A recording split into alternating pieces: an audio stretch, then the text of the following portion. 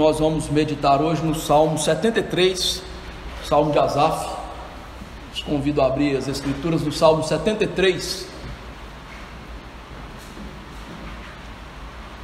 Salmo de Asaf,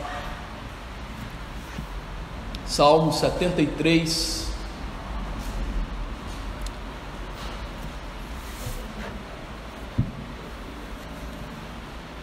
Eu lerei e peço aos irmãos que acompanhem com atenção. Salmo 73, diz assim: Salmo de Asaf. Com efeito, Deus é bom para com Israel, para com os de coração limpo. Quanto a mim, porém, quase me resvalaram os pés. Pouco faltou para que me desviassem os meus passos, pois eu invejava os arrogantes ao ver a prosperidade dos perversos. Para eles não há preocupações, o seu corpo é sadio e nédio, não partilham das canseiras dos mortais, nem são afligidos como os outros homens. Daí a soberba que os cinge como um colar, e a violência que os envolve como um manto. Os olhos saltam-lhes da gordura, do coração brotam-lhes fantasias, motejam e falam maliciosamente, da opressão falam com altivez, contra os céus desandam a boca, e a sua língua percorre a terra. Por isso o seu povo se volta para eles, e os tem por fontes de que bebe a largos sorvos. E diz: como sabe Deus? Acaso há conhecimento no Altíssimo? Eis que são estes os ímpios, e sempre tranquilos aumentam suas riquezas. Com efeito, inutilmente conservei puro o coração, e lavei as mãos na inocência, pois de contínuo sou afligido, e cada manhã castigado.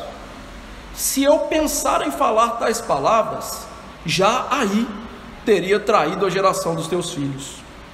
Em só refletir para compreender isso, achei muito pesada a tarefa para mim, até que entrei no santuário de Deus e atinei com o fim deles. Tu certamente os pões em lugares escorregadios e os fazes cair na destruição. Como ficam de súbitos assolados, totalmente aniquilados de terror. Como ao sonho quando se acorda, assim, ó Senhor, ao despertares, desprezarás a imagem deles. Quando o coração se me amargou e as entranhas se me comoveram, eu estava embrutecido e ignorante, era como irracional a tua presença. Todavia, estou sempre contigo, tu me seguras pela minha mão direita, tu me guias com o teu conselho, e depois me recebes na glória. Quem mais tenho eu no céu? Não há outro em quem eu me compraza na terra. Ainda que a minha carne e o meu coração desfaleçam, Deus é a fortaleza do meu coração e a minha herança para sempre. Os que se afastam de ti, eis que perecem. Tu destrói todos os que são infiéis para contigo.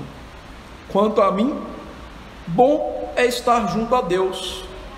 No Senhor Deus ponho o meu refúgio, para proclamar todos os teus feitos. Vamos orar. Nosso Deus e Pai, Senhor Todo-Poderoso, te agradecemos pela leitura da palavra, deste salmo maravilhoso, composto pelo Teu Espírito Santo através da pessoa de Asaf.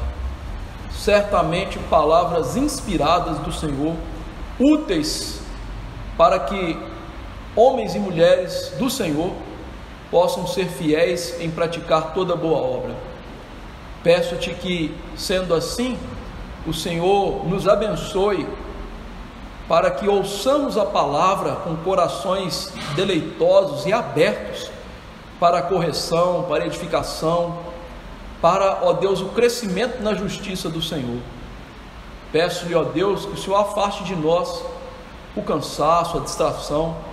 Eu sei que nesses dias de festas nós comemos demais, dormimos pouco, festejamos muito e não nos preparamos para o culto.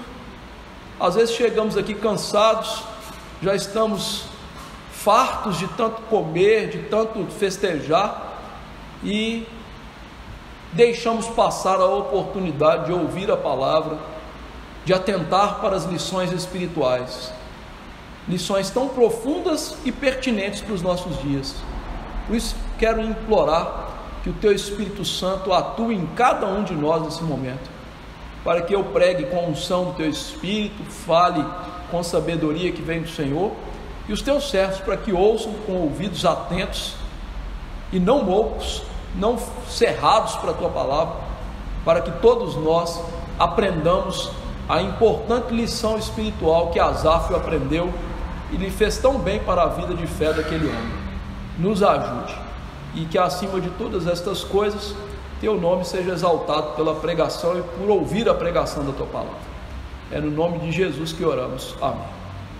Meus irmãos, quando estava pensando há algum tempo atrás sobre o que pregaria neste culto de ações de graças pelo ano que se passou, eu me lembrei que geralmente nós gostamos de fazer listas do que nós vamos fazer no próximo ano, emagrecer, trocar de carro, comprar o vestido dos sonhos, aquele computador que está precisando ser trocado.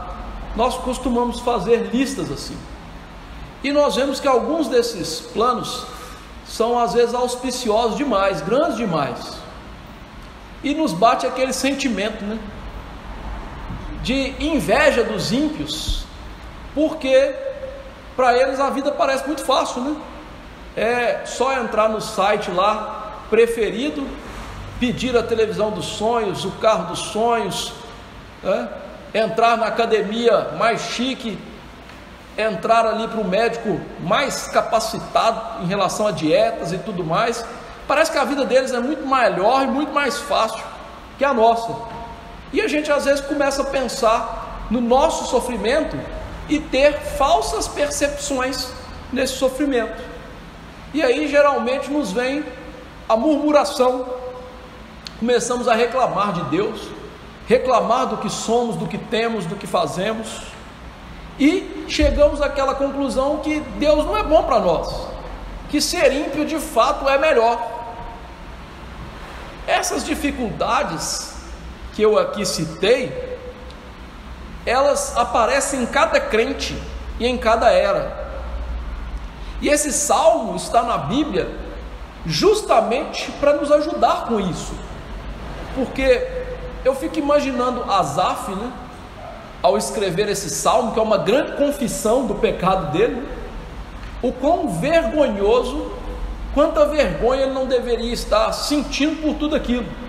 É uma confissão aqui, a ficha corrida do pecado dele, mas Deus o inspirou para colocar na Bíblia. Por quê?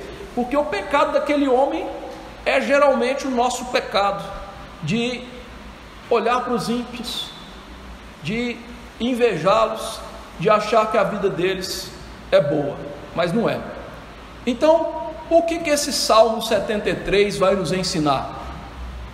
Que a bondade de Deus é o grande princípio que podemos usar para nos firmar nele em meio às crises de fé.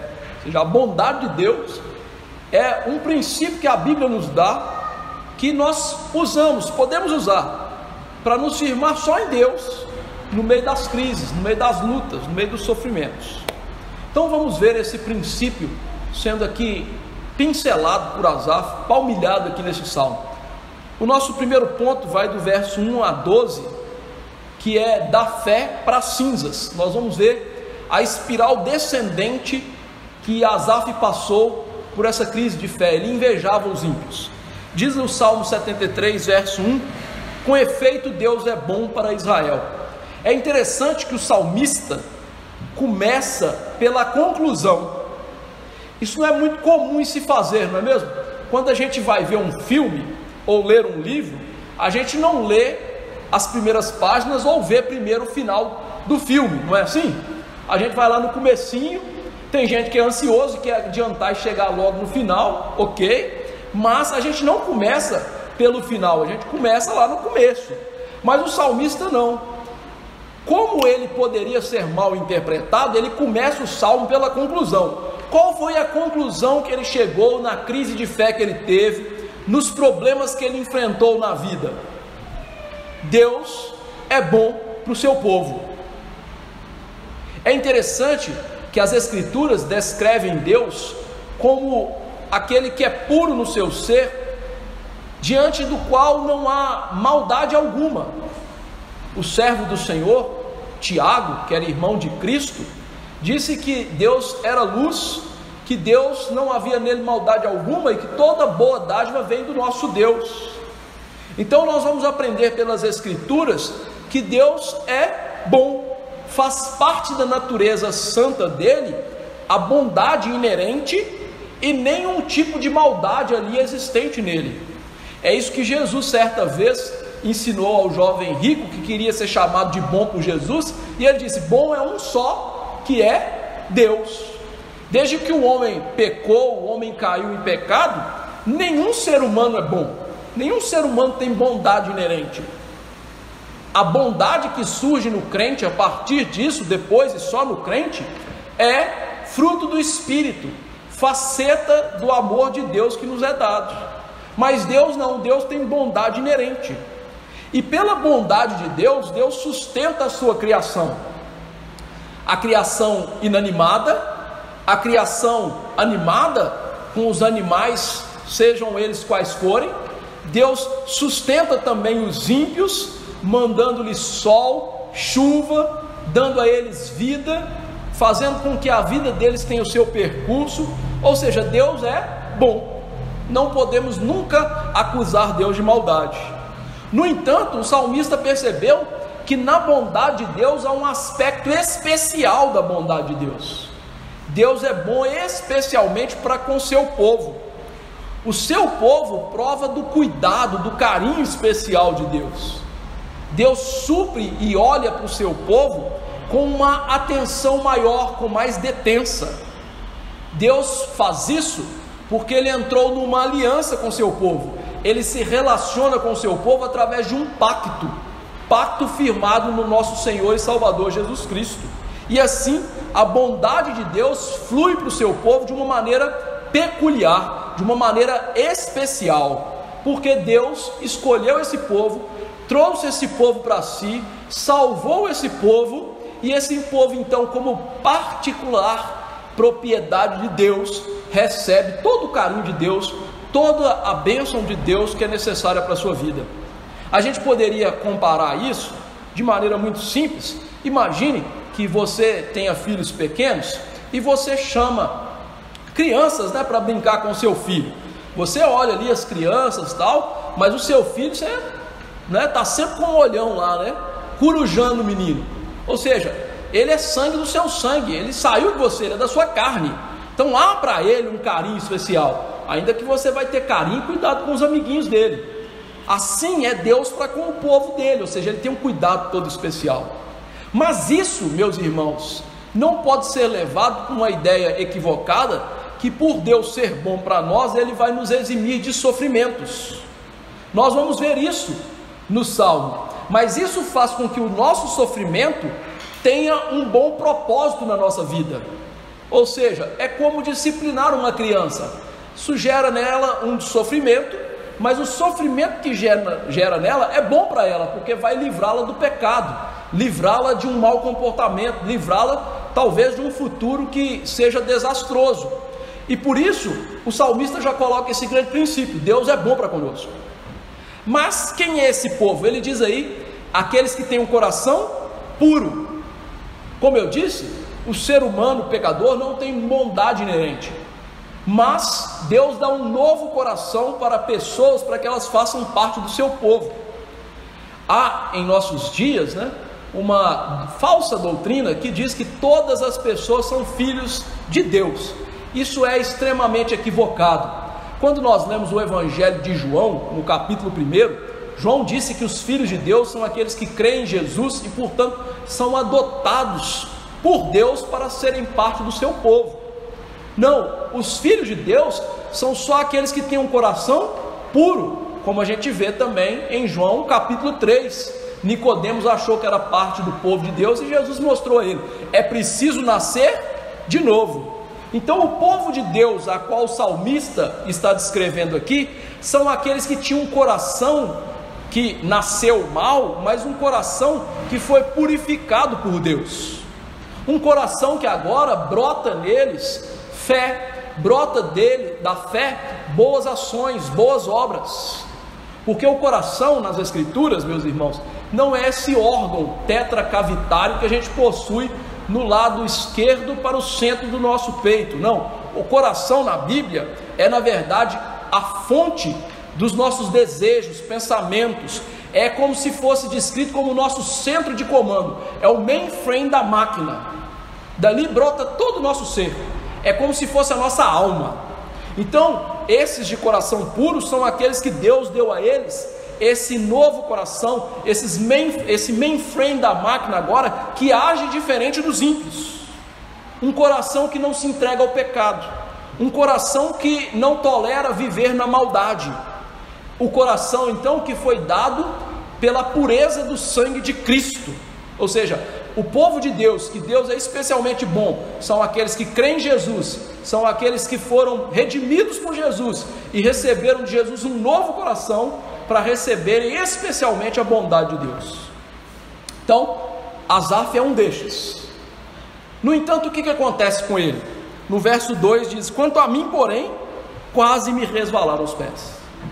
Mesmo os crentes tendo um novo coração, mesmo brotando neles boas obras e piedade, mesmo sendo limpos e transformados pelo processo de santificação, e tudo isso numa ação de Deus nos crentes, eles passam por crises de fé.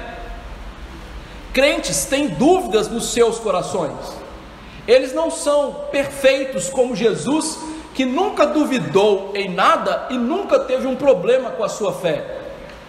Infelizmente os crentes ainda têm incredulidade, ainda têm pecados, e o salmista viu isso claramente nele.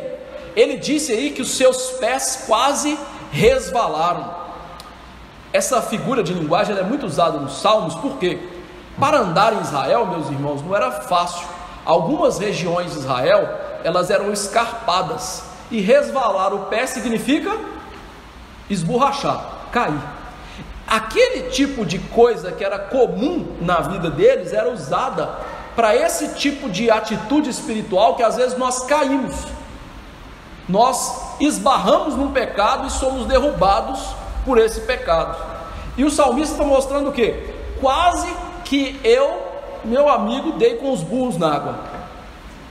Ele notou que houve um momento na sua vida de fé que a vida dele, a fé dele, foi grandemente abalada, de tal maneira que ele quase deixou os caminhos de Deus, mostrando então que o fato de Deus ser bom não significa que nós estejamos isentos dos problemas, inclusive na nossa fé. Não nos isenta de nós sermos acossados pelo pecado e cairmos em grandes tentações. Temos grandes exemplos bíblicos para nos mostrar isso. Pedro, que negou o nosso Senhor Jesus Cristo diante de simples criadas. Nós temos o exemplo de Jó, que quase blasfemou, chegou ao ponto de amaldiçoar o dia do seu nascimento. Ou seja, na Bíblia nós temos exemplos de homens que pecaram e caíram e que quase, meu amigo, deixaram o caminho da fé. Davi também é um exemplo clássico disso no Salmo 51. Ele pede para Deus restituir a alegria da salvação e não lhe tirar o Espírito Santo, de tamanha crise que ele estava vivendo. O que a gente tem que aprender com isso então é que nossas provações muitas vezes nos fazem ficar cegos para a verdade, fazem com que esqueçamos que Deus é bom e que Deus tem propósito no sofrimento dos crentes. Nós não podemos deixar de notar essa realidade. Crentes falham, crentes passam por crises gravíssimas, e crentes muitas vezes se tornam cegos diante dos seus pecados. E aí qual foi o motivo da crise desse homem? O verso 3 diz: eu invejava os arrogantes. O salmista, meus irmãos, em algum momento na vida dele, por algum evento ou eventos que ele viveu e que não são ditos aqui, começou a nutrir o sentimento de inveja no seu ser.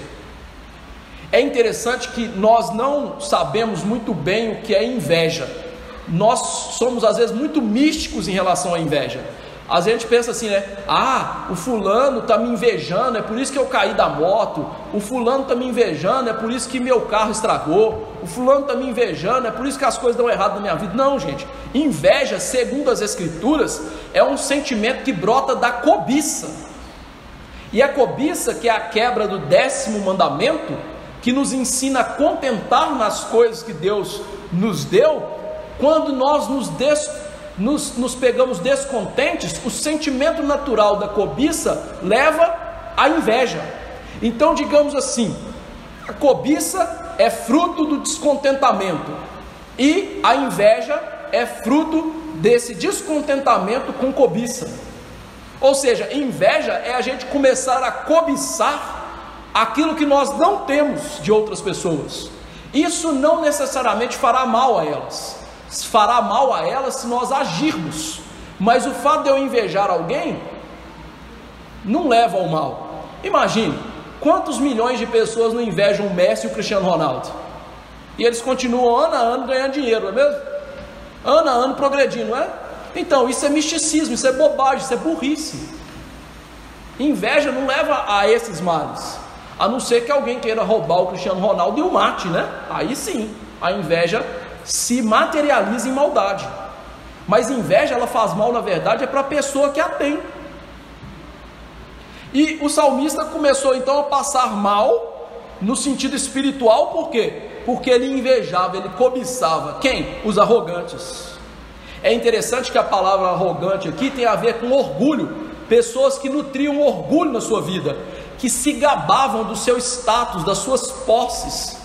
E veja que o salmista, ao fazer isso, ele esqueceu de um grande princípio das escrituras, que Deus resiste ao soberbo, mas ao humilde ele concede graça. Ou seja, ele esqueceu que Deus, por mais que abençoe e dê coisas a essas pessoas soberbas, ele na verdade é contrário a essas pessoas, ele resiste a essas pessoas. E veja então que o salmista, esquecendo disso, cegado pelo seu pecado, começou a desejar o que os arrogantes possuíam, especificamente no verso 3, a paz deles. A palavra prosperidade no verso 3 do nosso salmo é literalmente paz. Ou seja, eles possuíam uma paz que é a ausência de problemas. Mas veja que com isso o salmista também esqueceu o que é paz verdadeira nas escrituras. Às vezes a gente pensa como o salmista, que paz é ausência de problema, né? Já viu quando as crianças estão tumultuando a casa, e aí chega um tio, pega a criança para passear, aí dá aquele clima, né, vazio de casa, assim, que paz. Não, isso não é paz. Paz está lá em Romanos 5:1. Justificados, pois, mediante a fé, temos paz com Deus. Paz, meus irmãos, é uma realidade fora do crente, objetiva, que flui de Deus para o crente, ou seja, é o perdão que Deus dá. Existe uma paz também que é dentro do crente, chamada de paz subjetiva, que tem a ver com o sentimento do perdão, e não ausência de problema, que está lá em Filipenses 4, 6 e 7, e em diante, que Paulo diz que a gente não deveria andar ansiosos, e que a gente deveria levar diante de Deus nossas orações, petições e súplicas, que a paz de Deus guardaria o nosso coração, não livraria de problemas, mas faria que o coração estivesse guardado em Deus. O salmista achou que os ímpios é que tinham paz, mas na verdade os ímpios não podem ter paz. Eles não gozam da amizade com Deus, e eles também não gozam da consciência tranquila para com Deus e para com a vida. O salmista esqueceu-se de que a verdadeira paz só há naqueles que creem no Senhor, naqueles que têm fé em Cristo, naqueles que vivem para o Senhor. Veja então, ele invejava uma falsa paz. Por quê? Porque ele via os ímpios cheios de perversidade mas cheios de riquezas. E como que ele viu essa prosperidade nos ímpios? Verso 4, ele diz: para eles não há preocupações, o seu corpo é sadio e nédio. O salmista, ele começou a acreditar, diante da cegueira espiritual, que os ímpios não possuem dores e angústias. Ele acreditou que a vida deles não é uma vida de problemas, que eles não têm preocupações, eles vivem tranquilos. Mas, meus irmãos, nós sabemos que isso não é verdade. Sabemos que os ímpios têm grandes problemas com os seus corações, que as suas almas nunca deitam em paz, mas sempre estão em desespero. Por isso eles se cercam de bens, de prazeres, para que a consciência deles seja entorpecida. Por quê? Porque eles não têm paz.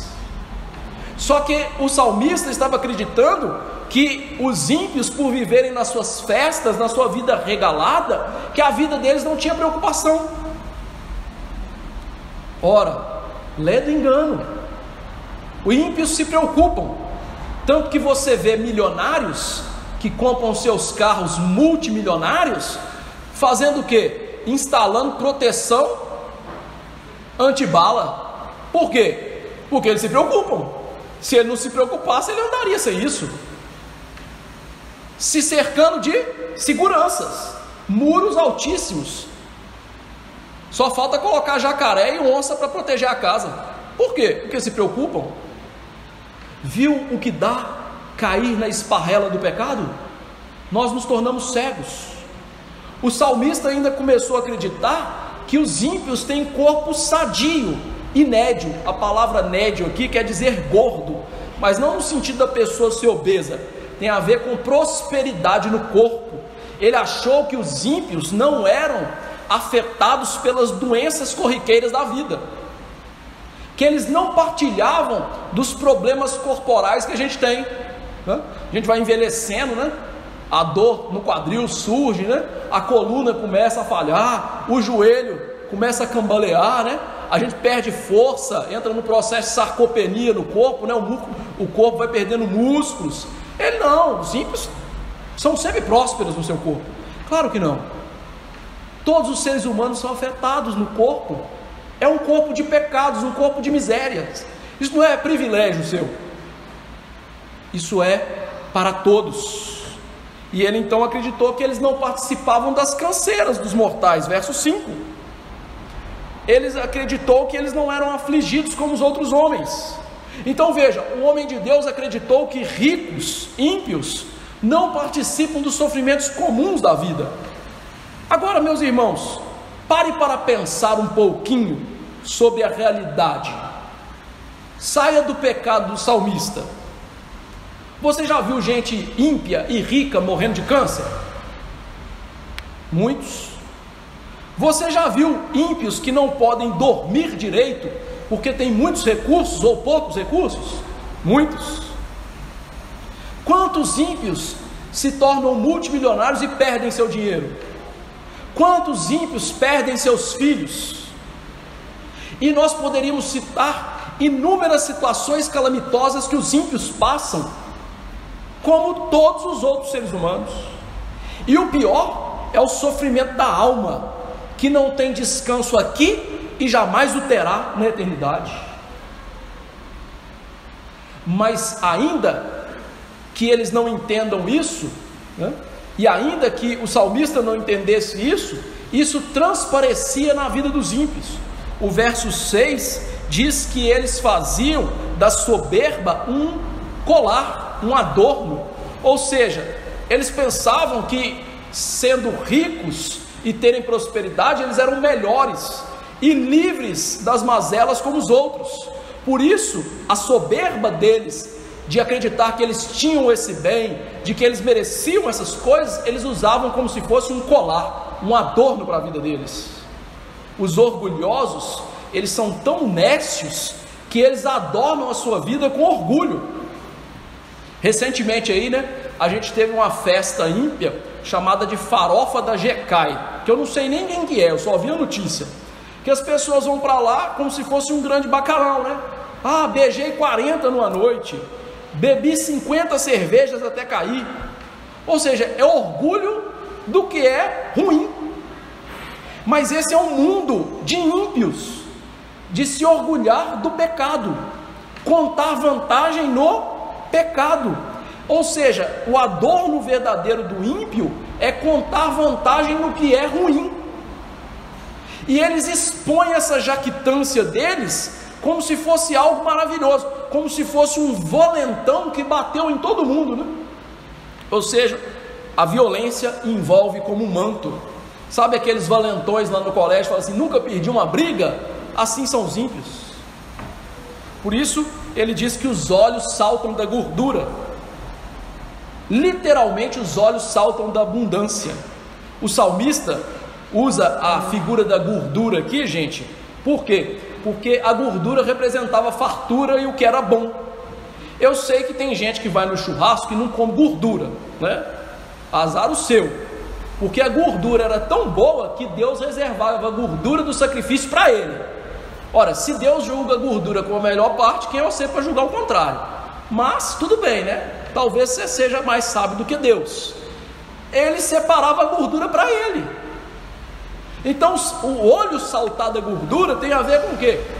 Aquilo que eles têm é sempre o olhar para a melhor parte, aponta que eles têm as coisas boas da vida.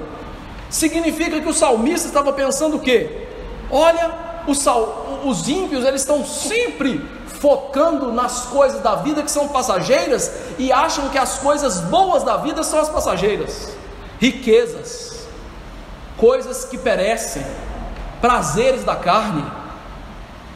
E ao fazerem isso, o coração deles brotava fantasia. Ou seja, por terem recursos, eles pensam o quê? Eles podem fazer qualquer coisa sem prestar conta a ninguém. Interessantemente, Hollywood tem investido em filmes assim. Você já viu quantos filmes ultimamente, ou séries, que têm surgido para falar da excentricidade dos ricos? Né? Tem filmes aí que retratam ricos, né? Como se caçassem outros seres humanos, né? Como se tivessem poder para fazer maldade com o máximo de pessoas possível, porque aquilo lhes dá deleite, afinal, nada mais lhes dá deleite. Ou seja, os ricos são realmente assim, os ímpios são realmente assim, fantasiosos na sua perversidade. Eles imaginam coisas perversas e querem colocar isso em prática. Afinal, né, quantos artistas aí agora estão aderindo à moda de fazer sexo em público e por aí vai? Por quê? Porque imaginam doideiras e acham que as doideiras é que são boas e nada mais daquilo que eles têm lhes dá prazer, então eles têm que fazer uma coisa maluca para lhes dar prazer, a excentricidade. E se fosse isso pouco, diz o verso 8 e 9, que eles falam mal das pessoas e falam mal de Deus. Diz o salmista que eles motejam as pessoas, são zombeteiros, gostam de falar mal e debochar das pessoas, como as pessoas comem, se vestem, com o que elas têm, o que elas não têm. Eu tive que conviver com parentes ricos que eram assim. Eu tinha pavor de ir em alguns natais da minha família, porque eu tinha dois primos, tenho, né? Ricos, mas chatos, que zombavam de tudo. Eu não tinha prazer nenhum em estar ali. Eu até armava guerra com o povo lá de casa para eu não ir. Por quê? São tipo de pessoas assim que zombam de todo mundo. Caçou do jeito que você anda, do jeito que você fala, do jeito que você se veste, daquilo que você come, daquilo que você não tem. Caçou de você de tudo. E aqui ele está descrevendo os ímpios assim. Agora veja, meus irmãos, ele estava tendo inveja desse tipo de gente. E como ele diz aqui, eles também são habilidosos em falar maliciosamente. A ideia deles é que esses ricos ímpios aqui são bico doce. Sabe daquela pessoa que te engana, que te faz cair na lábia, né? A gente vê isso muito em vendedor, né? O vendedor fala assim: você está precisando na sua casa uma asa de avião. Como assim? Mas você está precisando. E a pessoa vai lá e compra uma asa de avião, né? Como o povo costuma brincar, né? Compra até urubu caindo, né? Por quê? Porque a pessoa te leva a acreditar que você precisa daquilo. Essa é a cultura dos nossos dias. Quem precisa de um telefone de 15 mil reais? Quem precisa de um computador de 40 mil reais só porque tem uma maçã lá? Eu nem gosto de maçã. Eu gosto de carne, de picanha. Besteira! Mas não é assim? Te faz consumir, te enganando, para você acreditar que você só pode ser feliz tendo aquilo ali, que você precisa daquilo. É o que ele está descrevendo aqui. E esse tipo de gente, se ele não só falasse mal da gente e enganasse a gente, mas eles falam contra Deus, verso 9, desandam a boca contra o céu. Ou seja, se fala mal das pessoas que vêm, também vão falar mal do Deus que não vem. Arrogantemente os ímpios vão falar de Deus como se Deus fosse alguém irrelevante, não digno de crédito. Muito da teologia deles é acreditar que Deus não se preocupa com a terra, que Deus não está nem aí para o caminho das pessoas aqui e das coisas que acontecem no nosso mundo. Tanto que hoje aí, um tipo de teologia que diz que Deus criou o mundo, deu corda, e agora o que acontecer com a gente é problema nosso, Deus não está nem aí para isso. Esse tipo de teologia é a teologia dos ímpios, ou seja, a falta de temor de Deus lhes faz ser tão ignorantes que eles acreditam que Deus não se importa com aquilo que a gente faz aqui. Se eu cometer o máximo de torpezas, de injustiças, de maluquices, Deus não está nem aí. Por quê? Porque Ele está no céu, Ele está muito distante da gente. Então Ele não se importa com o ser humano, Ele não se importa com o que acontece na terra. E por isso, a língua dessas pessoas diz aí que não só fala esse tipo de coisa, mas elas também discorrem sobre a terra, falam sobre a terra. A ideia dele aqui é uma linguagem moderna nossa, viralizou. Ou seja, essa palavra dos ímpios viraliza, ela vai pegando em um e no outro e vai sendo transmitido de boca em boca. Deus não se importa, Deus não está nem aí. E veja, meus irmãos, que esse tipo de linguajar não deveria ser aceito, não é? Mas é aceito. O verso 10 diz: por isso o seu povo se volta para eles e os tem por fonte de que bebe a largos sorvos. O salmista nota que essas palavras blasfemas e sem conhecimento dos ímpios, ao invés de serem rechaçadas, refutadas, elas são aceitas. As pessoas admiram as bobagens ditas pelos ímpios ricos e arrogantes e bebem aquelas bobagens como taças cheias de água. A expressão largos sorvos aqui é uma expressão que aponta para a ideia de alguém que mata a sua sede num cálice cheio de água. Sabe, quando você está morrendo de sede e alguém chega com a aguinha ali, boa, naquela temperatura ali, na medida, frapezinha, nem morninha e nem gelada, ali no meio, que mata a sede. As pessoas são assim para ouvir os ímpios.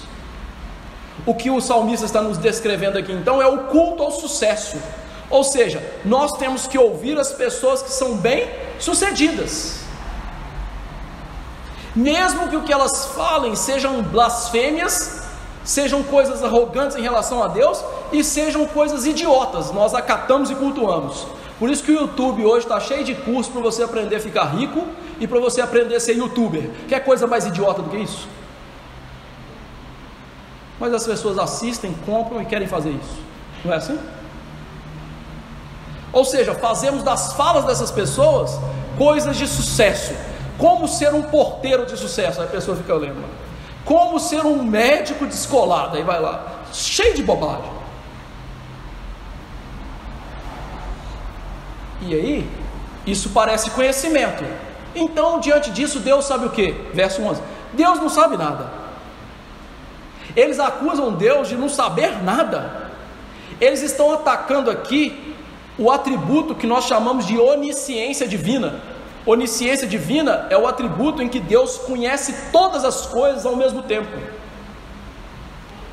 Agora, por que atacar a onisciência divina? Boa pergunta, não é? Porque é através do que Deus conhece todas as coisas que Ele vai julgar todas as coisas. Se Deus não conhecesse os atos humanos, não conhecesse a natureza humana, não conhecesse todas as coisas, o julgamento dele não seria adequado. Mas Deus conhece e julga. Então eles atacam a onisciência de Deus para entender o que? Não haverá juízo para nós. Nós não vamos ser julgados. A gente pode falar mal de Deus, a gente pode fazer a maior algazarra nesse mundo, que nós não vamos ser julgados por Deus. É óbvio que isso é ridículo, irmãos. Deus vê todas as coisas, Deus sabe todas as coisas, Deus conhece o coração de cada ser humano, nada pode ser escondido de Deus. Essa fala ímpia aqui não pode afastar o juízo de Deus, isso é uma tentativa ridícula de afastar o juízo de Deus. Eu vou te dar um exemplo. Imagine que você gosta de praia e que você vai nadar num lugar, né, que tem tubarão, e aí aparece lá o Carcharodon carcharius, né, o grande tubarão branco, 6 metros, 2 toneladas, 50 quilômetros por hora na água. E aí você depara com aquele bicho e pensa, tô lascado, né? E aí, em vez de você tentar lutar com ele, você fecha os olhos e começa assim: ele não existe, ele não está aqui, ele não existe, ele não está aqui. Faz sentido? É isso que os ímpios fazem. Deus não existe, Deus não está aqui, Deus não vai me julgar. E por isso o verso 12 diz: estes são os ímpios. É como se ele estivesse dando um resumo irônico. Era esse tipo de gente aí que eu estava adorando, cultuando e queria ser igual. Do verso 13 ao 21, das cinzas para a fé. Então a gente saiu da fé para as cinzas, agora das cinzas para a fé, vencendo a crise. Diante dessa descrição toda, qual foi a consequência lógica do salmista? Qual foi a ideia lógica que ele chegou no coração? Verso 13: é inútil servir a Deus. A maneira equivocada como ele começou a ver os ímpios, a enxergar a prosperidade dos ímpios e a ver os problemas da sua vida, mostrou que o salmista foi atraído pela vida destituída de escrúpulos morais e religiosos dos ímpios. Ele começou a pensar assim: olha, as vantagens são evidentes de ser ímpio. Eles têm toda a sorte do mundo, eles têm grandes riquezas, não se preocupam com nada. Então, logo, eu estou desperdiçando minha vida e meu tempo em purificar a minha consciência, em lavar minhas mãos na inocência. Ou seja, a conclusão lógica que ele chegou ao cultuar os ímpios, ao olhar com interesse pelos ímpios foi: olha, servir a Deus não vale a pena, servir a Deus não serve para nada. Ele acreditou que a santificação dele, que a sua vida de obediência era perda de tempo. Irmãos, infelizmente são muitos os crentes que pensam assim, principalmente os jovens dos nossos dias, que pensam o seguinte: olha, eu estou deixando de participar das festinhas da minha sala, isso não é bom não, eu estou deixando de viver, a vida é muito curtinha, eu estou deixando de ter as alegrias lá do churrasco do DA lá na faculdade, né? Estou deixando essas coisas passar. E aí eu lhe pergunto: qual alegria o mal e o pecado podem trazer? Alegria verdadeira? Nenhuma. Somente coisas de alegria passageira e que levará as pessoas à morte eterna. O salmista está mostrando isso aqui, nos dando um grande exemplo, com esse exemplo dele aqui de confissão de pecados. E aqui, meus irmãos, ele está abrindo a cara para a gente, dando a cara a tapa, mostrando assim: olha que ponto que eu cheguei, para a gente entender que a gente não deve chegar a essa conclusão como ele chegou. Afinal, a palavra diz, né, em outro lugar: em Deus nosso trabalho não é vão. É bom servir a Deus, é maravilhoso servir a Deus, vale a pena servir a Deus. Mas o que levou o salmista a pensar assim, gente? O verso 14 diz: eu sou continuamente afligido. Ou seja, agora nós chegamos no motivo da crise de fé do salmista. O que levou aquele homem a invejar os ímpios? O sofrimento que desbaratou os pensamentos dele. Ele viu os ímpios sem problemas, viu os ímpios ricos, e ele olhou para a vida dele cheia de problemas, e a conclusão lógica dele é: está tudo errado. Sabe por que ele pensou assim, meus irmãos? Porque a sabedoria de Deus nos diz que uma vida sábia nos leva à prosperidade. A aliança do Senhor, em Deuteronômio 28 e 29, nos mostram que o obediente recebe bênçãos, e quem recebe durezas da vida é quem está em desobediência. A promessa do 5º mandamento era para que se prolonguem os teus dias na terra que o Senhor teu Deus te dá. Ou seja, o salmista, ele viu parte da lógica da doutrina e pensou o seguinte: se eu estou sofrendo e eu sou obediente, essa doutrina está errada. Só que o salmista não entendeu que na providência de Deus as coisas são muito mais complexas. O princípio geral que pode ser aplicado, ele não é, digamos assim, invariável, ele sofre variações. Certamente obediência atrai bênçãos e desobediência maldições. Só que Deus abençoa a obediência do crente muitas vezes com dificuldades temporãs. Ele não entendeu que Deus abençoa o crente com prosperidade temporã só quando isso é bom para o crente e serve para a glória dele.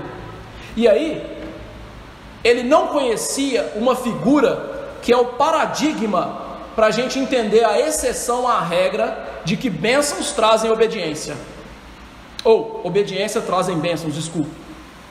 Quem é a figura paradigmática que mostra que essa providência de Deus é complexa e o princípio tem variações? Jesus. Jesus é a solução aqui para o mistério. Por quê? Jesus obedeceu mais do que qualquer outro ser humano e foi mais perfeito do que qualquer outro ser humano já foi ou jamais será. Mas não houve nenhum outro ser humano crente, piedoso, que sofreu como Jesus. Jesus obedeceu, meus irmãos, perfeitamente a palavra e a lei de Deus. Mas você deve se lembrar que Jesus era pobre, não tinha onde reclinar a cabeça, que Jesus morreu numa cruz como um maldito, e ele sofreu um inferno meu, seu e de cada crente, inclusive do salmista. Mas também não houve ninguém tão abençoado espiritualmente como Jesus. Deus lhe supriu de tudo. Deus lhe deu o Espírito Santo como nenhum outro recebeu. Deus lhe deu todos os eleitos como prêmio, e também a vida eterna e a alegria dos céus. O salmista não havia entendido que a obediência sempre é abençoada, mas a obediência sempre traz bênçãos espirituais. Às vezes ela não vai trazer bênçãos temporãs. E ele esqueceu de, diante disso, perceber que todo o sofrimento dos crentes tem um propósito bondoso de Deus, nos levar para mais perto de Deus. Você já leu o livro de Jó? O livro de Jó termina com Jó dizendo, que ele conhecia Deus de ouvir, mas depois de longos meses sofrendo, ele viu a Deus. Ou seja, agora os meus olhos te veem. Deus, agora eu te conheço mesmo. Depois desses meses de sofrimento, agora eu te conheço. Ou seja, nós quando sofremos e somos afligidos, nós estamos sendo disciplinados por Deus para o nosso bem. E isso estava acontecendo com o salmista. Deus estava desalojando o pecado de cobiça do coração dele, e ele não estava entendendo isso. Deus, pelo sofrimento, estava limpando ele, lhe fazendo mais parecido com Cristo, com ele mesmo, que é santo. Mas ele não entendeu, ele achou que era maldição. E ele não entendeu que as muitas bênçãos que Deus dá aos ímpios, na verdade são maldições. Porque as grandes bênçãos que Deus dá aos ímpios são as forças que os levam para mais longe de Deus e não os fazem querer a salvação, na verdade desprezam a salvação. Ou seja, Deus está aqui trabalhando no salmista para ele entender isso, que as bênçãos que ele dá aos ímpios levam os ímpios para longe dele. Lembra do do provérbio de Agur, provérbio 30, que ele disse que ele não queria nem a riqueza e nem a pobreza, e ele não queria a riqueza para não ser como os ímpios, que ao serem ricos diziam: eu estou abastado, não preciso mais de Deus. Ou seja, os ímpios são assim. Só que veja só como que Deus estava trabalhando no coração desse homem. O verso 15 ele diz: só de eu pensar isso, já era um grande pecado, mas se eu tivesse falado, eu teria traído a geração dos justos. Ele disse que se ele falasse tudo aquilo que ele pensou e que eu disse até agora, ele teria traído os seus irmãos, mas ele não verbalizou. Isso aponta para a ideia que Deus estava corrigindo e trabalhando o coração dele. Sabe por quê? O livro de Provérbios diz que um dos grandes prazeres dos insensatos é espraiar, é falar da sua insensatez para os outros, é espalhar as coisas que eles pensam. Mas verbalizar a insensatez do coração é um pecado elevado, maior do que pensar das coisas más. Ou seja, pensamentos são pecaminosos, mas colocar em prática é pior. Ele teve esses pensamentos, mas ele não colocou em prática.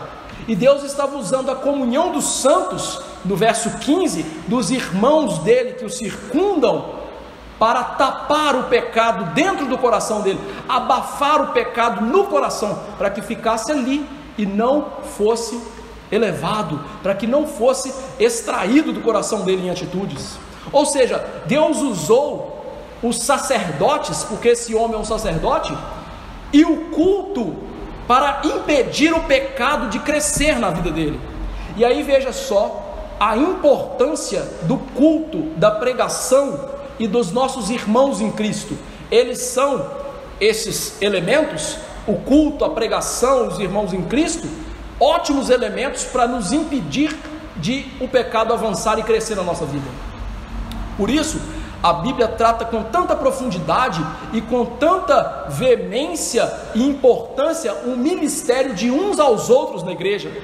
Você já leu quantas vezes essa expressão uns aos outros repete no Novo Testamento? Muitas e muitas vezes. Muito mais de 40. Por quê? Porque Deus quer que, através do ministério da palavra na boca dos nossos irmãos, os nossos pecados sejam dominados e mortos dentro de nós. E se você se isola e vive como um crente isolado, isso não acontece. E veja que o salmista, ao perceber isso, ele diz no verso 16, que ao refletir sobre todas as coisas que ele estava passando, ele achou aquilo uma tarefa muito grande. Ou seja, quando ele parou com as conclusões lógicas absurdas dele, e ele refletiu, falou assim: nossa, que tarefa é essa? Ou seja, o escritor, ele não tinha a mínima ideia da resposta que ele chegaria, mas ele estava ali propício a mudança de atenção. Ele pararia de colocar atenção no errado, e ele mudaria a atenção dos ímpios, do que era errado, para a meditação em Deus, a meditação nas verdades de Deus. E aí ele percebeu que meditar na providência de Deus é muito pesado, porque a providência de Deus é muito complexa, é muito grande, é muito maior do que nós somos. Por quê? A providência de Deus envolve os simples atos do dia a dia, daquilo que ele decretou que aconteceria. Vou te dar uma coisa aí para você queimar o seu fosfato, né? Você é casado, não é? Imagine que você seja casado. Imagine que você odeie que a pessoa que você se casou, por exemplo, a pessoa que você teve interesse, você odeia que uma pessoa se veste de rosa ou azul ou alguma cor qualquer. E a primeira vez que você viu a pessoa está com aquela roupa, você teria se casado com ela? Ou a primeira palavra que você ouviu aquela pessoa dizer é uma palavra que você, sabe, rejeita muito na sua vida, você teria se casado com essa pessoa? Percebe a complexidade que é a soberania de Deus, o decreto de Deus para todas as coisas? Que até num simples questão de você se casar com alguém, se Deus não preordenasse e fizesse todas as coisas, talvez você não teria casado com a pessoa que você casou. E isso eu peguei um exemplo pequenininho ali. O que dizer do curso dos planetas, da gravidade, como ela funciona, né? Do nosso corpo e todas as células funcionando, a complexidade que é. Eu falei assim: não, rapaz, é muito pesado, né? Ou seja, o salmista percebeu a pequenez dele, mas veja que isso é bom, porque meditar nas coisas de Deus vai nos levar a ficar assim, estupefatos com as coisas de Deus. Ah, rapaz, que grande mistério! Mas meditar nas coisas de Deus é sempre bom, irmãos, porque nos afasta do pecado e nos leva mais próximo de Deus. E foi isso que ele fez. Por isso que o verso 17 ele diz: eu entrei no santuário. A gente não sabe se o salmista ficou longe do santuário, ou se ele estava lá constantemente e não era afetado pelo santuário. As duas coisas devem nos levar a ruborizar. Ou seja, ficar afastado do santuário nos leva a ficar afastado do culto, da pregação da palavra e, consequentemente, da presença especial e abençoadora de Deus.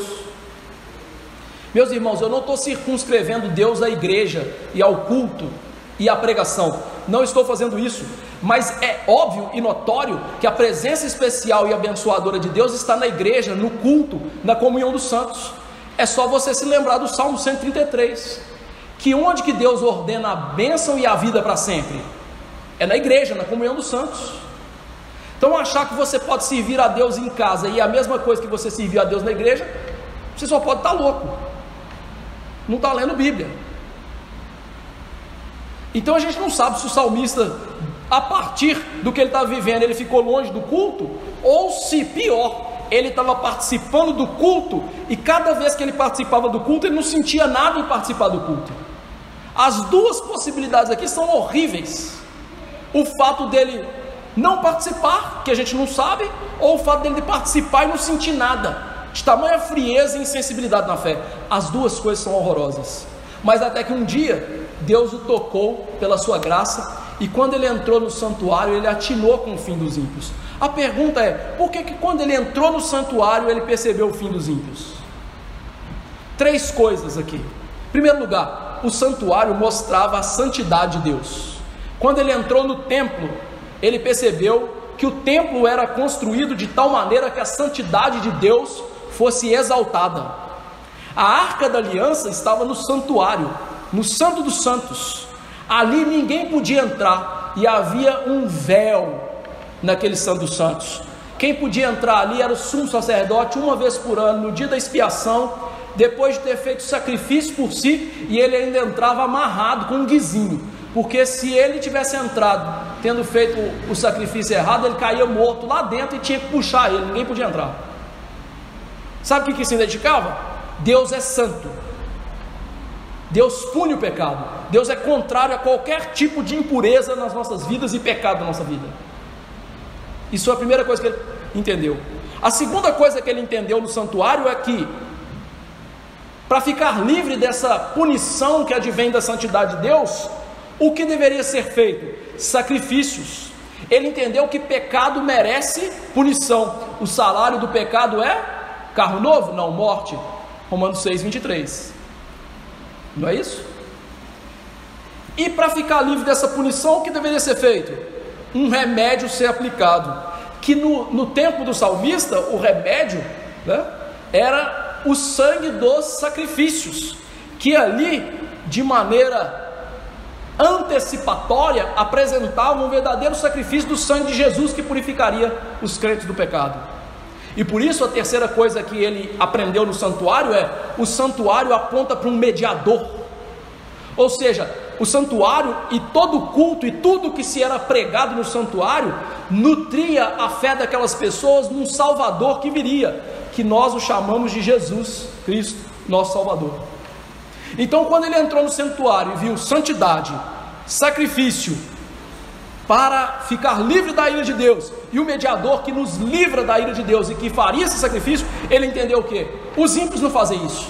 Então qual é o fim deles? Eles estão no vinagre, eles estão perdidos, porque eles não têm nada disso. E aí ele entendeu que a vida dos ímpios, na verdade, é uma desgraça. Ele diz aí no verso 18: tu os coloca em lugares escorregadios e fazes cair na destruição. Ou seja, ele percebeu que Deus dispõe a vida dos ímpios de tal maneira que eles caem nas próprias mazelas deles. Tudo que Deus dá a eles lhes faz odiar a Deus. Tudo que Deus dá a eles os faz afastar mais ainda de Deus, e que isso os conduz à perdição eterna. Ou seja, Deus dá tudo para os ímpios, que os fará ir ainda mais com veemência para o inferno. Ou seja, ele abre uma autoestrada para o inferno, para os ímpios irem. Ele não dificulta os ímpios irem para o inferno. É essa a ideia. Pelo contrário, ele abre as cancelas dos pedágios, abre as estradas todas, coloca batedores e fala assim: ó, tá aí, ó, highway to hell, vai para o inferno, vai com tudo. Por quê? Tudo que Deus dá a eles, em vez de eles darem graça e amarem a Deus, eles descartam Deus. Paulo disse isso em Romanos 1, né? Eles, em vez de darem graças, eles esqueciam-se de Deus, faziam deuses para si mesmos. E veja que isso é uma grande armadilha, porque o verso 19 e 20 diz então que Deus os apanhará de súbito. Ou seja, eles estão vivendo a vida tranquilamente, vivendo a vida regaladamente, mas a destruição deles vai vir assim, ó, de uma hora para outra. Eles mal vão perceber o que aconteceu.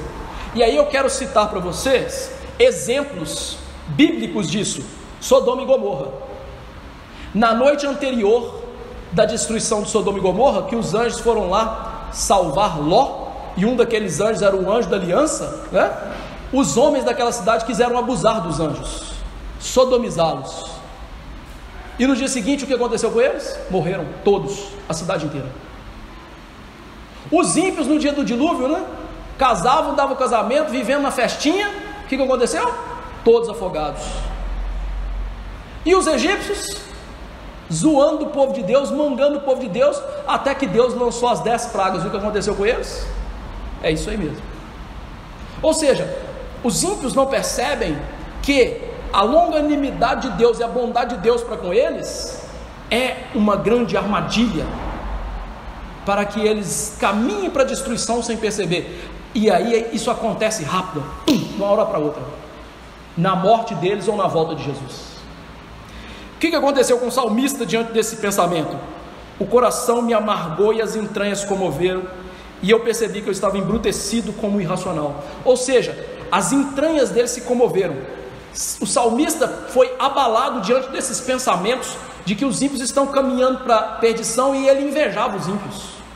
E literalmente ele diz aí que as entranhas dele se comoveram. Literalmente no hebraico fui furado nos meus rins, porque os hebreus, eles tinham a ideia que dos rins brotavam as emoções.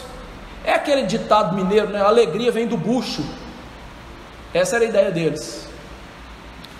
Ou seja, o salmista percebeu que ele foi extremamente abalado no ser dele, e ele se tornou mais uma vez sensível à palavra. E o que ele percebeu acerca de si mesmo?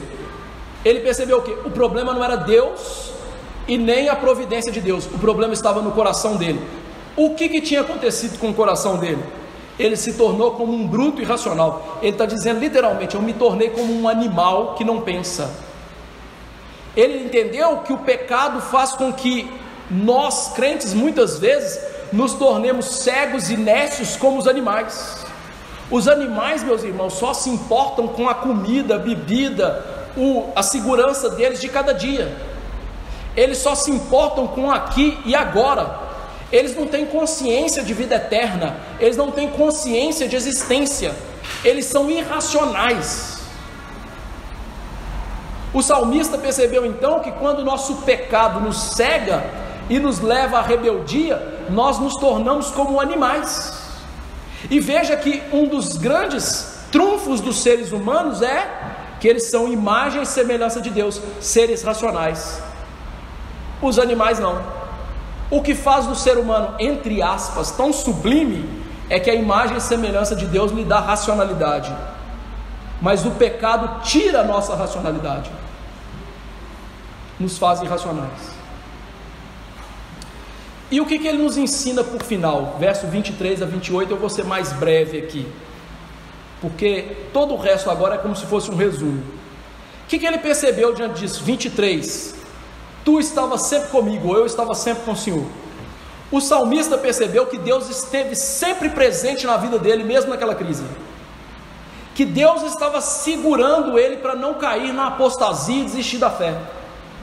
Ele entendeu que se Deus não estivesse presente, ele teria falhado, e todos nós falharíamos nos nossos testes de fé, de maneira que nós não teríamos fé verdadeira. Você deve se lembrar de Pedro, né? Quando o imponente disse: Senhor, esses aí podem te negar, eu jamais, até se for preciso morrer. E Jesus fala assim: Pedro, se eu não tivesse rogado por você, Satanás tinha peneirado você, Senhor. Ou seja, Deus é quem protege o crente, Deus é quem faz a nossa fé fraca sabe, como uma brasinha que está ali para apagar, não se apagar, que Deus está amparando os crentes, não permitindo que as provações os levem ao ocaso da fé. Ainda que o salmista não visse pela fé dele Deus presente na neblina da aflição, Deus estava lá, Deus o segurava. E é interessante que ele usa essa expressão segurar, que no hebraico significa agarrar com força. Ou seja, Deus tinha agarrado o salmista com força, e é assim que ele faz com os crentes. Ele agarra com força, ele protege os crentes, ele segura bem forte, para que eles não escapem das suas mãos poderosas. Porque se não fosse isso, nós, meus amigos, nos perderíamos para longe de Deus. Há pessoas que dizem que se salvam, não é mesmo? Coitadas, ai de nós se não fosse Deus.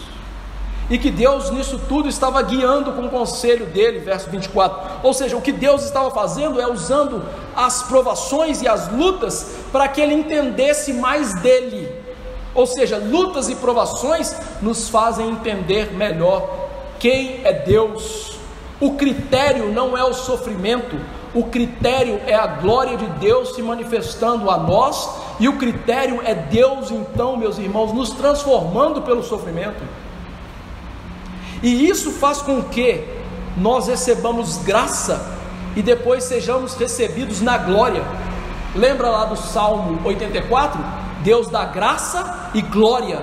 Não existe glória para o crente nesse mundo, Deus dá graça, para que então dê glória. E quando ele diz aqui que Deus lhe daria essa glória, o tomaria para si, ele está usando uma palavra que foi usada por Moisés na narrativa de Enoque, e mais adiante na narrativa de Elias. Deus os tomou para si. A ideia dele é: hoje eu curto uma vida de sofrimentos e Deus vai me dando graça, mas um dia Deus vai me tomar para o céu, como tomou Enoque e Elias, e ele vai me dar a glória. Eu vou provar dele em gozo eterno para todo sempre. Não haverá sofrimento, não haverá dor, apenas eternidade com plenitude de regozijo em Deus.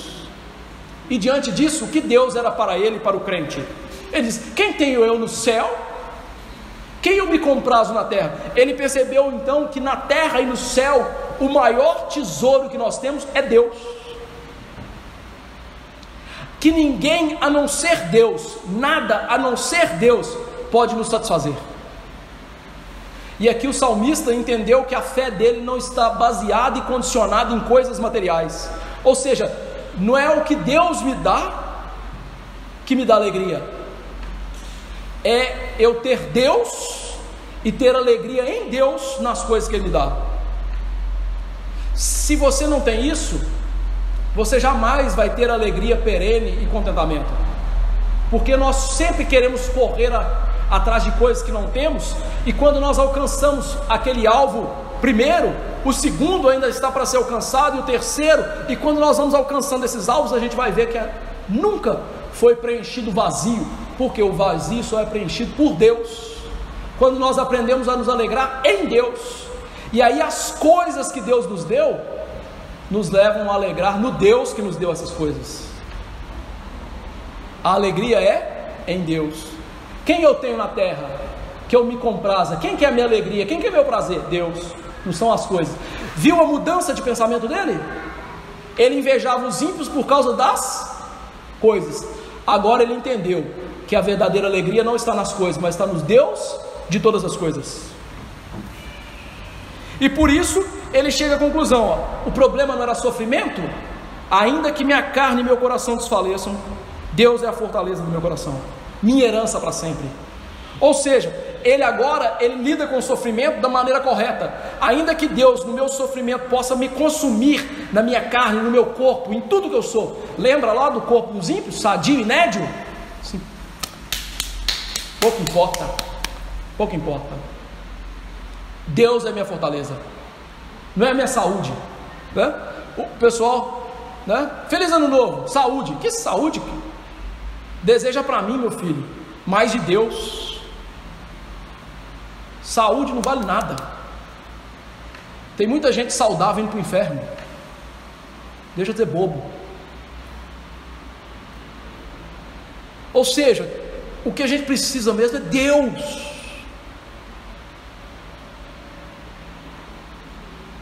Meus irmãos, a gente tem que parar de focar nas coisas daqui, ó, de agarrar as coisas daqui. É Deus que importa. Todo o resto é instável e passageiro. Por isso que ele chega à conclusão: se Deus acabar com o meu corpo, Ele é a segurança da minha alma, do meu coração. Ou seja, ele percebeu que o porto seguro dele, o refúgio dele, não eram as coisas que ele queria, invejava, a saúde, as riquezas. Não, é Deus. Porque todo o resto passa. Você pode deparar com um vagabundo ali e lhe dar um tiro e você ficar tetraplégico. Então vale a pena colocar alegria nas pernas? Pode lhe passar um vagabundo e roubar o carro que você demorou 20 anos para comprar? Percebe a loucura que é? E aí ele entendeu: não, a minha estabilidade, o meu porto seguro, quem eu realmente me firmo é Deus. Porque tudo muda, Deus não. E Deus, ele diz, é mais do que tudo isso. Deus é a minha herança. Quando ele fala de herança aqui, para mim e para você, herança tem uma ideiazinha muito vaga, né? Aquilo que o paizinho da gente, a mãezinha da gente vai deixar para a gente quando morrer. Herança para eles era a terra prometida, que apontava para a vida eterna com Deus. Percebeu onde que ele quer chegar? Então, quem é a minha herança? Quem que é minha terra prometida? É Deus. Quem é o dom verdadeiro que eu recebo? É Deus. Deus é vida eterna. Por isso que Jesus disse que aquele que cresce nele já tinha vida eterna. Que a verdadeira vida eterna, diz João, é ter a Cristo, conhecer a Cristo. Ou seja, Deus é a nossa herança, Deus é a nossa terra prometida, Deus é o nosso céu. Daí os antigos cantarem, né? Se eu estou com Cristo, é céu ali, não é? Ou seja, onde você está é céu com Cristo, porque você tem Cristo, e você tem o céu, você tem tudo. Verso 27 e 28 é o resumo dessa parte, que ele mostra o que? Aqueles que se afastam de Deus são infiéis para com Deus e são julgados por Deus. Interessante, meus irmãos, que o salmista mostra aqui que esses que são infiéis vão receber juízo de Deus e serão julgados para todos sempre, vão receber o castigo eterno que eles merecem. Só que há uma coisa interessante aqui no verso 27 que nos faz assim ficar espertos. Por quê? Ele diz aí de infidelidade, são infiéis para contigo. E aí, para um bom entendedor, essa expressão infiéis para contigo já basta. Por quê? Essa expressão infiéis significa literalmente são adúlteros para contigo. Agora eu vou te perguntar, o que Deus quer dizer com isso? Deus escreveu um livro inteiro na Bíblia para você entender essa expressão. Um livro chamado Oséias, que compara o relacionamento de Deus com o seu povo com um casamento, e que uma vida de pecado é uma vida de adultério. Então infiéis aqui não eram ímpios, completamente ímpios. Então os ímpios que ele está descrevendo nesse salmo eram pessoas de dentro do povo de Deus, da igreja de Deus, e que viviam uma vida de pecado. E aí agora acabou, né? Por quê? Então quer dizer que ele está falando que aqueles que vão receber esse juízo que ele tanto invejava eram crentes soberbos, eram crentes que falavam mal de Deus, eram crentes que viviam para ganhar dinheiro, eram crentes que falavam besteiras, querendo ensinar besteiras para as pessoas. Então são aqueles falsos crentes que estavam ali no meio do povo de Deus, falando assim: eu creio em Deus, eu sou crente, é que iam receber a punição eterna, a morte eterna. Ou seja, os ímpios que ele invejava eram falsos crentes. E aí ele entendeu o que é bom: estar junto de Deus.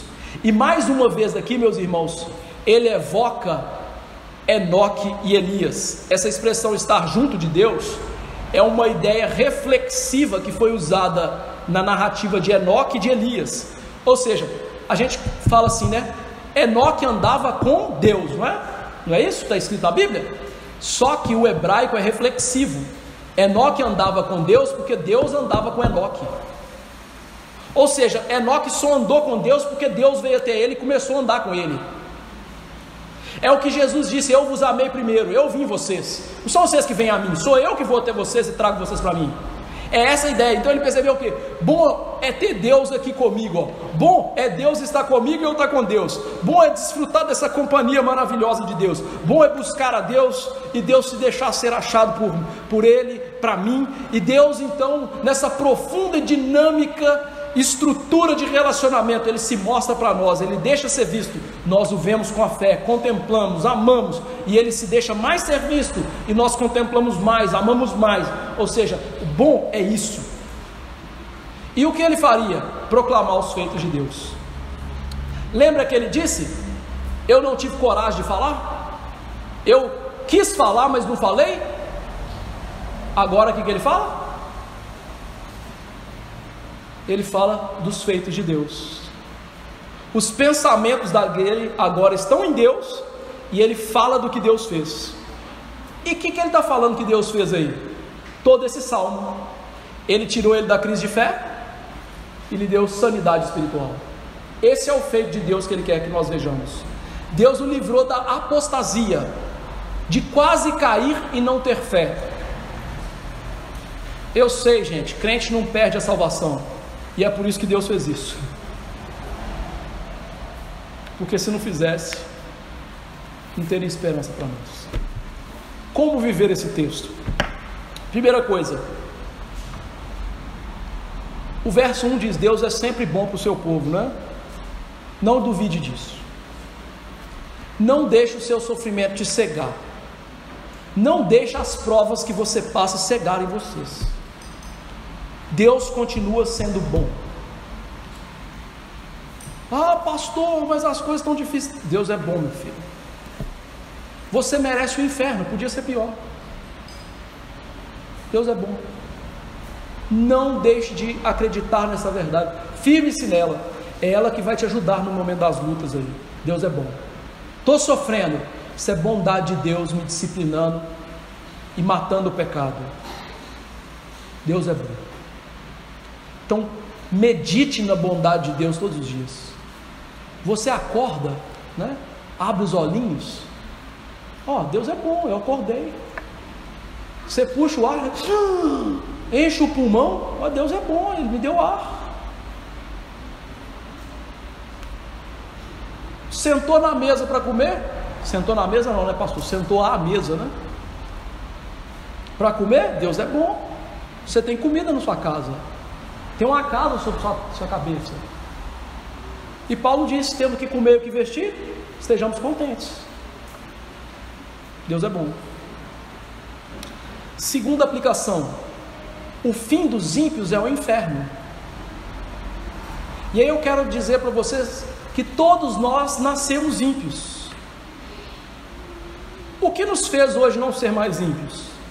A bondade e misericórdia, a graça de Deus que nos deu o que nós precisávamos, a fé em Cristo Jesus.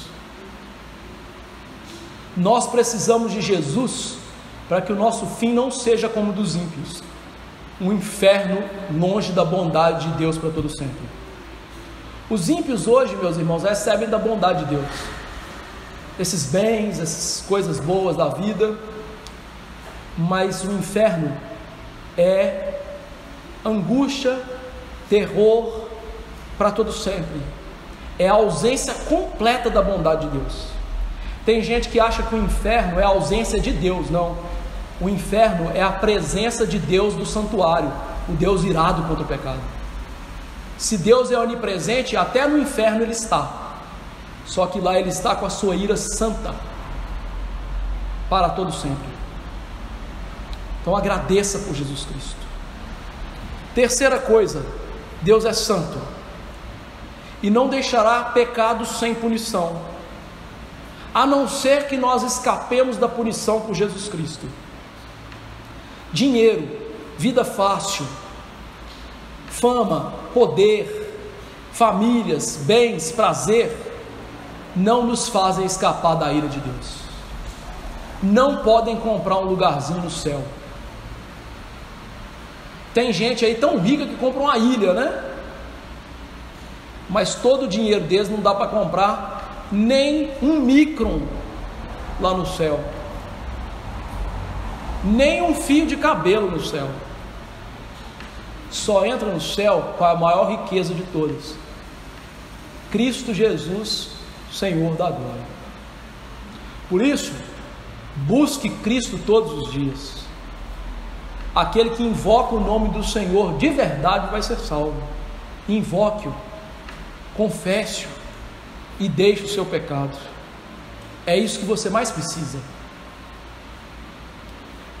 Por isso, em quarto lugar, não foque nas coisas materiais, mas nas eternas.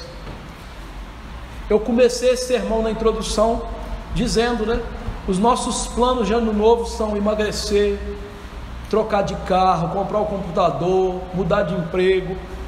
Que o seu plano de ano novo seja ler mais a Bíblia, orar mais, jejuar, vir mais ao culto, aos estudos bíblicos, que essa doutrina está sendo destrinchada aqui mais e mais, participar mais das coisas de Deus, porque essas coisas vão fortalecer a fé de vocês contra isso aqui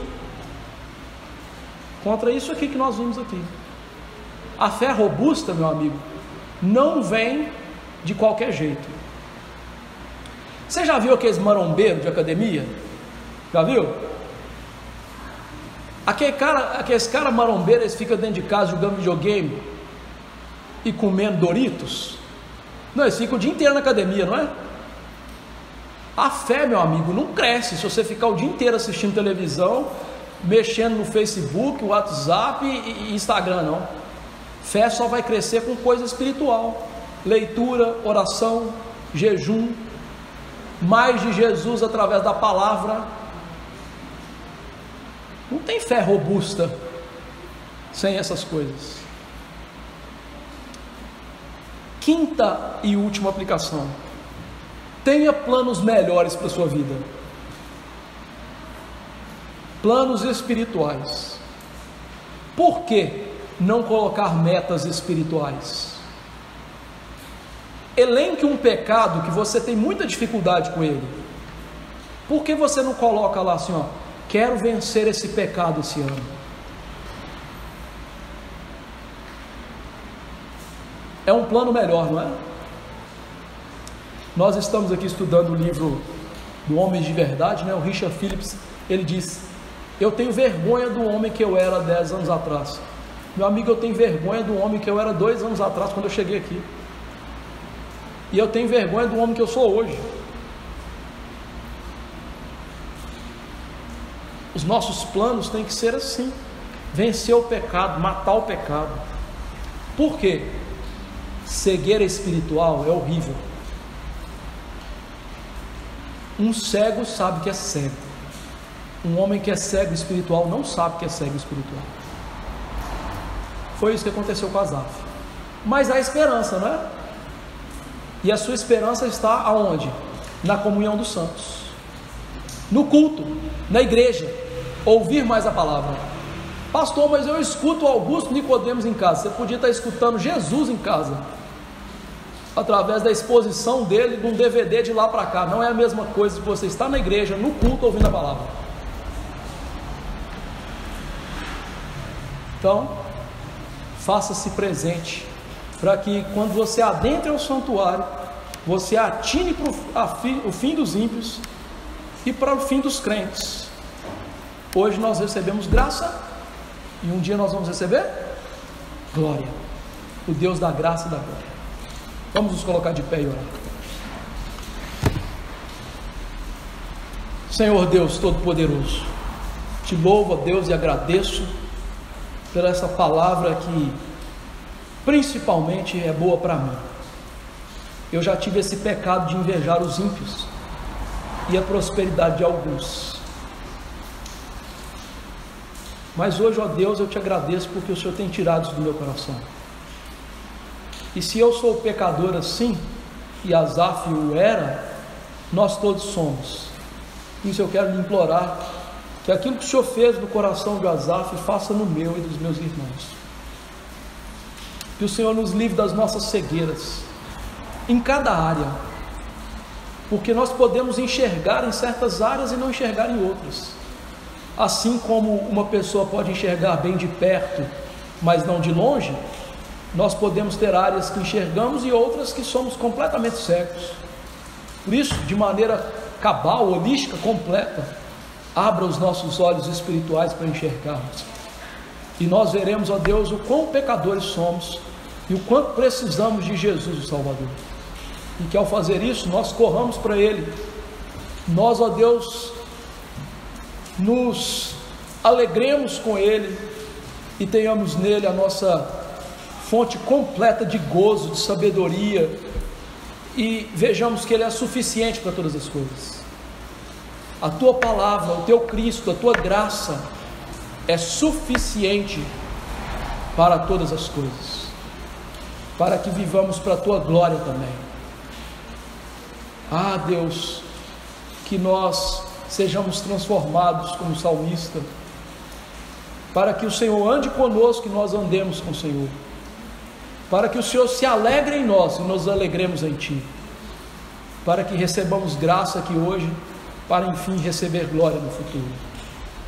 Abençoe para que esse ano nós tenhamos planos espirituais de mortificar pecados, planos espirituais de ler mais a Bíblia, planos espirituais, ó Deus, de orar mais, planos espirituais de ter alegria no Senhor e não nas coisas deste mundo. E Deus, seja a nossa herança, seja a nossa alegria, hoje e para sempre. E abençoe esta igreja, a Tua igreja, com essa verdade, que nós possamos meditar nisso e ver esta verdade e nos humilhar diante do Senhor. E diante do nosso sofrimento, que o princípio visto seja continuamente reverberado no coração. Bom é o Senhor para com Israel, para com os de coração puro. Nos dê esse coração puro, nos limpe cada vez mais do coração, e que nós enxerguemos esta conclusão belíssima e maravilhosa. Bom é o Senhor para com o Teu povo, com a Tua igreja. E a prova disso é Jesus, é a graça de Jesus, e nós oramos em Jesus Cristo. Amém. A graça do Senhor Jesus Cristo, o amor de Deus, o bendito Pai, e a eterna consolação do Espírito do Senhor estejam conosco hoje e para sempre. Amém. Desde assentar, queridos.